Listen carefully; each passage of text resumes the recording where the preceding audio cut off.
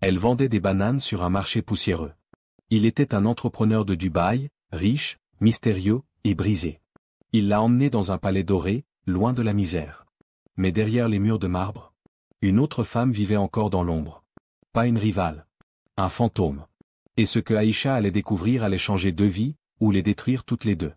Une histoire vraie, de manipulation, de mémoire et de délivrance. Quand l'amour devient une prison, et que la vérité devient une arme. Le marché et le mensonge. Le soleil cognait fort sur les tôles ondulées du marché de Bamako. Entre les odeurs de poissons séchés, d'épices brûlées, et de parfums bon marché, Aïcha, une jeune femme d'une beauté franche, portait un panier de bananes sur la tête. Ses yeux cachaient une fatigue ancienne, ses gestes étaient sûrs, précis. Elle ne souriait plus depuis longtemps. Un jour comme les autres, jusqu'à ce qu'une voiture noire, vitre teintée, freine brusquement à quelques mètres d'elle. La portière s'ouvrit. Un homme descendit. Costume italien, lunettes de marque, montre clinquante. Il s'appelait Khalid Al-Safiri, un entrepreneur émirati connu dans les milieux des affaires de Dubaï. Mais ce jour-là, il n'était pas là pour un contrat. Il cherchait autre chose. Ou plutôt, quelqu'un. Khalid parlait un français impeccable avec un léger accent. Il observa Aïcha, sans arrogance, juste avec ce mélange étrange de curiosité et de respect. « Tu n'es pas comme les autres ici, dit-il. » Aïcha ne répondit pas. Elle avait entendu des phrases comme celle-là des centaines de fois. Mais Khalid, lui, ne bougea pas. Il lui acheta toutes ses bananes, sans même discuter le prix. Le lendemain, il revint. Et le jour d'après. Un mois plus tard, Aïcha ne vendait plus rien. Elle était assise dans un hôtel luxueux, vêtue d'une robe qu'elle n'aurait jamais pu s'offrir. Khalid lui avait fait une promesse. « Je peux t'emmener loin d'ici. Très loin. Mais ne me mens jamais. » Elle promit. Mais elle mentit. Le visa du destin. 2 mois plus tard. Aïcha n'était plus une vendeuse de bananes. Elle était désormais fiancée à un homme dont elle ignorait presque tout, sauf l'allure, l'argent, et l'aura mystérieuse. Khalid l'avait transformée. Du visa à la garde-robe, des cours d'anglais à ses premiers soins esthétiques, il s'occupait de tout. Mais ce qu'Aïcha ignorait, c'est que tout avait un prix. Un soir, alors qu'elle s'apprêtait à dormir dans la chambre d'un hôtel à Abidjan, escale avant Dubaï, une femme entra sans frapper. Voile noir, regard froid, parfum cher. C'était Madia, la sœur de Khalid. Elle jeta un regard méprisant à Aïcha et déclara. « Tu n'es qu'un jouet. Une distraction pour oublier ce qu'il a perdu. » Aïcha, blessée, tenta de répondre. « Il m'a dit qu'il m'aimait. » Madia haussa les épaules. « Il a dit ça à 3 autres avant toi. 2 sont rentrés. Une a disparu. » Le lendemain matin, Aïcha retrouva Khalid au petit déjeuner. Elle ne dit rien. Mais en elle, quelque chose avait changé. Elle n'avait plus peur de le perdre. Elle avait peur de ne jamais revenir vivante. Les portes du palais. Les vitres teintées du 4x4 Lexus s'abaissèrent lentement. Alors que le véhicule franchissait les grandes grilles dorées. Devant Aïcha, un palais blanc. Immaculé se dressait sous le soleil de Dubaï. Dômes dorés, fontaines intérieures, marbre étincelant, un décor digne d'un rêve. Mais derrière chaque rêve, il y a un prix. Khalid l'accueillit dans une robe longue couleur ivoire, sourire au coin des lèvres. « Bienvenue chez toi. » Les premiers jours furent enchanteurs. Aïcha goûtait au luxe, spa, chauffeur, bijoux. Elle dormait dans une chambre plus grande que la maison familiale à Bamako. Mais Khalid, lui, était de plus en plus absent. Une servante éthiopienne, Samira, lui glissa à voix basse un soir. « Il est bon, mais sa maison cache des secrets. Toi, ne pose pas trop de questions. » Mais Aïcha en avait déjà trop. Un soir, elle suivit Khalid discrètement dans un couloir interdit. Au bout, une salle fermée à clé. À travers la fente de la porte, elle vit un hôtel. Des photos. Des lettres. Et une bague en or posée sur un coussin noir. Une photo attira son regard. Une femme. Magnifique. Africaine. Et sur l'enveloppe en dessous. « À celle que j'ai perdue. » Aïcha sentit son cœur se figer. Et pour la première fois, elle se demanda. Suis-je aimée?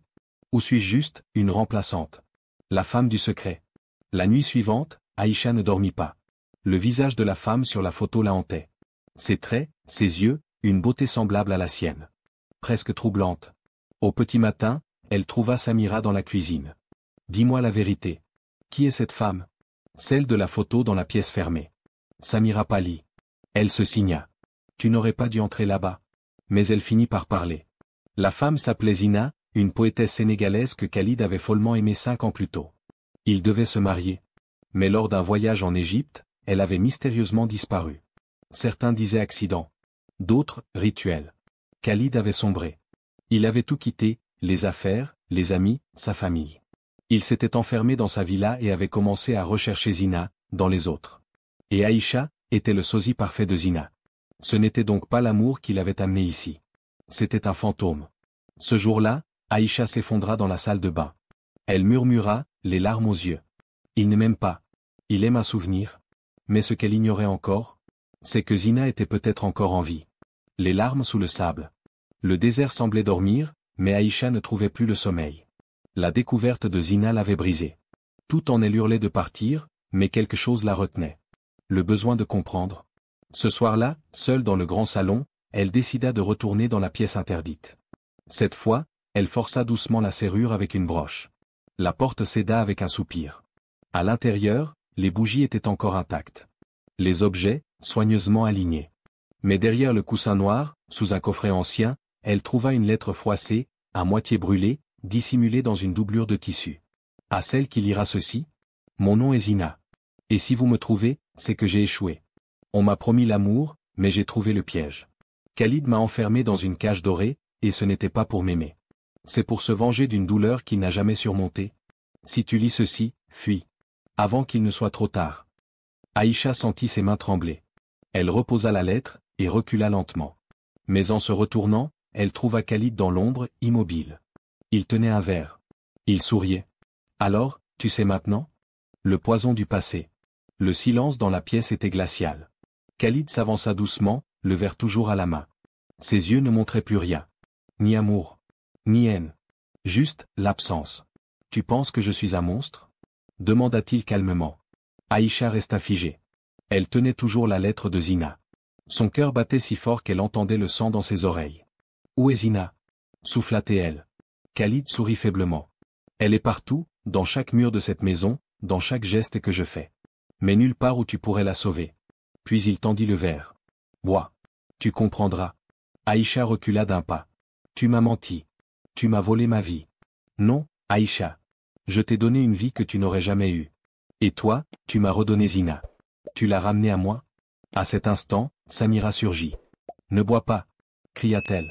Elle frappa le verre qui se brisa au sol. Le liquide s'étala sur le tapis de soie. Khalid hurla. Pour la première fois, Aïcha vit la folie dans ses yeux. Tu ne partiras pas, rugit-il. Mais il était trop tard. Samira avait déjà enclenché l'alarme de sécurité. Des pas résonnèrent. Des cris. Des portes qui claquent. Et Aïcha, encore tremblante, murmura en serrant la lettre de Zina contre elle. Je ne serai pas la suivante. Le vol de minuit. Minuit. Les couloirs du palais étaient plongés dans une étrange lumière bleue. Des caméras clignotaient, des hommes de sécurité patrouillaient, mais Aïcha et Samira étaient déjà loin. Samira la guidait à travers des tunnels de service, construits pour le personnel invisible de la maison. Des escaliers étroits, des ascenseurs dissimulés, un autre monde, derrière les dorures. Par ici, murmura Samira. Je connais une sortie. Mais chaque seconde comptait. Khalid n'était pas homme à laisser les choses lui échapper. Pas deux fois. Arrivé dans un garage de service, Samira remit à Aïcha une petite enveloppe. C'est son carnet. Le carnet de Zina. Tu dois le faire lire. Au monde. Il doit payer. Aïcha, les yeux remplis de larmes, hocha la tête. Et toi? Samira sourit tristement. Moi, je suis déjà morte dans cette maison. Va. Sauve-toi. Sauve-la. Une voiture était là. Moteur allumé. Clé sur le siège. Un complice de Samira? Aïcha ne savait pas. Elle monta. Main tremblante. Respiration courte. Elle ne regarda pas derrière elle. Mais alors qu'elle s'éloignait du palais, une pensée la glaça. Et si Zina était encore enfermée quelque part, vivante? Le dernier message de Zina. Aïcha s'était réfugiée dans un petit appartement loué au sud de Sharjah, loin des projecteurs et des caméras de Dubaï. 3 jours sans sommeil. 3 jours à relire les mots de Zina. 3 jours à se demander si elle avait fui, ou abandonné. Le carnet était un vieux cahier à la couverture en cuir noir, presque mangé par le sel et le temps. Chaque page portait les cris d'une femme oubliée. J'ai aimé un homme brisé. Et j'ai voulu le réparer. Mais on ne soigne pas un cœur qui refuse de battre à nouveau. Il m'a offert le monde. Mais il l'a enfermé dans une cage. Et chaque nuit, je perdais un peu plus ma voix. Aïcha lut jusqu'à la dernière page. Et là, une phrase tremblante, comme écrite en hâte. Si quelqu'un me lit, je suis vivante. Dans la maison de Jumeirah. Au fond. Derrière la pièce sans miroir. Le sang d'Aïcha se glaça. Zina n'était pas morte. Elle avait écrit ça après sa disparition. Le carnet dans une main, son téléphone dans l'autre, Aïcha hésita. Police? Presse? Ambassade? Mais dans son cœur, une voix chuchotait. C'est à toi de finir cette histoire. Pas eux. La maison sans miroir. Minuit, encore une fois. Aïcha n'avait rien dit à personne. Ni à la police, ni aux médias. Elle avait loué une voiture modeste, enfilé un niqab noir, et s'était glissée dans la nuit. Le carnet de Zina contre sa poitrine, comme un talisman. Elle retourna là où tout avait commencé, le palais de Khalid. Mais cette fois, elle n'était pas une invitée. Elle était une chasseuse de vérité. Elle entra par l'arrière, grâce au badge que Samira lui avait laissé. Personne ne l'avait désactivé. Dans le silence tendu des couloirs, chaque pas résonnait comme un compte à rebours. La pièce sans miroir. Elle s'en souvenait. Au fond du couloir, une porte toujours fermée, sans serrure visible, sans reflet sur ses murs. Un lieu que même Samira n'osait approcher. Aïcha inspira profondément. Et poussa. Un escalier descendait dans l'ombre. Une odeur d'encens. Une lumière rouge. Un murmure. Ou un gémissement.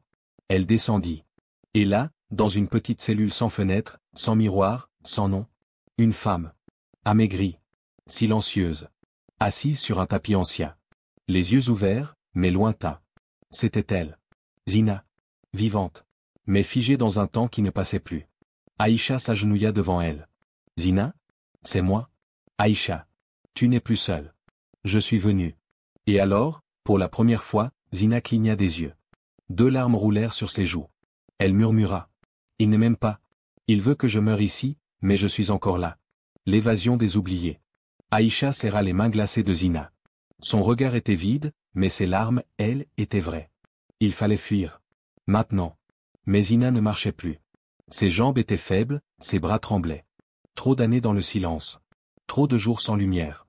Aïcha regarda autour d'elle, une couverture, une lampe, un vieux fauteuil. Rien de plus. Pas de sortie de secours. Pas de fenêtre. Elle retourna sur ses pas, cherchant un passage. Et soudain, dans le mur du fond, derrière une tenture, une trappe. Elle y jeta un coup d'œil. Étroit. Sombre. Mais praticable. Elle y glissa la couverture, puis aida Zina à ramper. On s'en va, Zina. On rentre. Mais derrière elle, des pas. Des hommes de Khalid. Arrêtez-les, cria l'un d'eux. Aïcha se retourna et bloqua la trappe avec une barre de métal. Zina déjà de l'autre côté. Elle cria. Cours. Je te rejoins. Les hommes la rattrapèrent. Ils la frappèrent.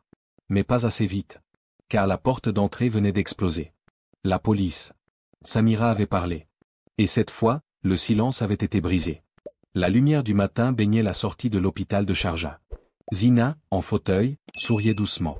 Aïcha, blessée mais debout, tenait sa main. Tu m'as sauvé, dit Zina d'une voix éteinte. Non, murmura Aïcha. Tu m'as sauvé la première. Et dans ce moment suspendu, 2 femmes brisées par le même homme, redevenaient vivantes. 2 silences, une vérité. 6 mois plus tard. Une brise légère soufflait sur les dunes d'Agafay, au Maroc. Le désert ne parlait jamais, mais il se souvenait. Aïcha avait tout quitté. Dubaï. Bamako. Les regards. Le bruit. Elle vivait désormais entre les lignes d'un manuscrit qu'elle écrivait. Le titre? Les cœurs enterrés. Un livre sur Zina. Sur elle. Et sur toutes celles qu'on oublie. Zina, quant à elle, suivait une thérapie dans une clinique au Kenya. Elle réapprenait à rire. À marcher. À prononcer son propre prénom sans trembler. Khalid? En prison. Silence total dans les médias. Rumeurs étouffées. Argent évaporé. Influence perdue. Le prince des Tours d'Or vivait désormais dans une cellule grise, entouré de ses propres fantômes. Un jour, Aïcha reçut une lettre. Chère Aïcha, je ne sais pas encore comment te remercier. Mais je sais que grâce à toi, j'existe encore. Et cette fois, pas comme un reflet. Mais comme une femme. Libre. Zina. Aïcha ferma les yeux. Elle pensa à tout ce qu'elle avait perdu. Puis, à tout ce qu'elle avait sauvé. Et dans ce désert infini, sous un ciel brûlant, elle murmura. J'étais venue pour changer de vie. Mais c'est une vie que j'ai changée. Et peut-être que c'était ça, être vivante. Merci d'avoir écouté cette histoire. Si elle a touché quelque chose en vous, si elle a réveillé un souvenir, une émotion, ou simplement un peu d'espoir. Abonnez-vous. Pas seulement pour une vidéo de plus. Mais pour continuer ensemble ce voyage à travers des récits oubliés, des vérités humaines, et des silences qui parlent plus fort que les mots. Votre écoute donne vie à ces histoires. Merci d'en faire partie.